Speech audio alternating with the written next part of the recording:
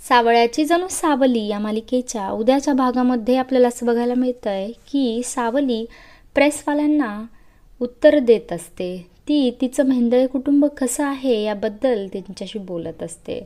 ती म्हणते की आमचं हे मेंदळे कुटुंब फार प्रेमळ आहे आणि मला इथे सासरे आल्यासारखं वाटतच नाही, तर उलट मला हे माझं माहेरच वाटतंय.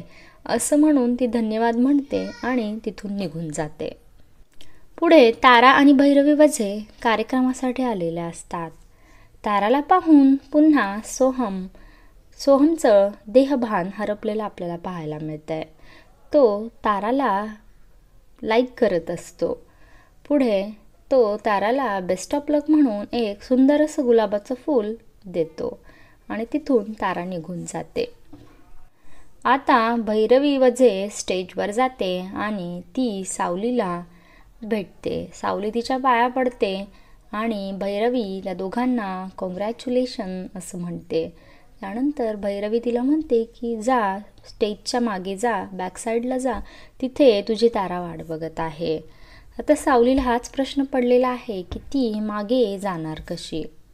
पण तिला विश्वास असतो की तिचा विठ्ठल तिला नेहमी सपोर्ट करणार, नेहमी तिला आधार देणार आणि मदत करणार. आणि झालं सुद्धा तसंच. वेटर तिला पाणी द्यायला येतो आणि तिच्या अंगावर पाणी सांडतं. ती तिथून उठून चेंजिंग रूममध्ये निघून जाते. पण तिच्या पाठोपाठ अमृतासुद्धा तिला मदत करायला आलेली असते. आता तिला वाटतंय की अमृतापासून ती सिक्रेट रूममध्ये जाणार कशी, पण तिला विठ्ठल तिला मदत करायला येतो. एक छोटासा मुलगा रडत येतो आणि तो अमृताकडे पाणी मागतो.